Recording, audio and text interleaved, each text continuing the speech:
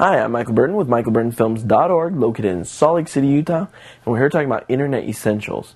Now I want to show you how to add an element to your blog spot. Okay, to add an element to our blog is pretty simple. I use the blog at blogger.com. It's michaelburtonproductions.blogspot.com. I'm going to go in here to my dashboard. This is where I can change all of my settings. We're going to go ahead and go to Layout. This should give me the options for arranging the elements and adding new elements. Here's our Add and Arrange Elements page. As you can see, I have elements on the right-hand side. These you can click, and as you can see, you can drag them around and reorganize them any which way you want. Right here, you can add some gadgets. This is where it says Blog Post. This is your main blog section. This is currently the setup that I have for this template that I'm using.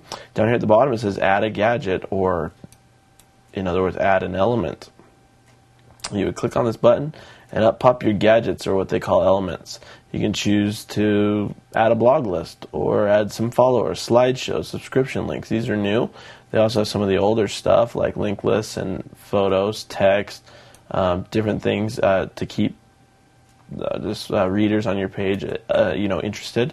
Here is a blog archive that keeps track of all your blogs and organizes them by date and time. I currently don't use that, but that's a good thing to have. Here's a logo, a Blogger Spot logo that you can add if you wish. You can also have a video bar right here. It says video bar, where you can show clips from YouTube and Google Video right there on your web page.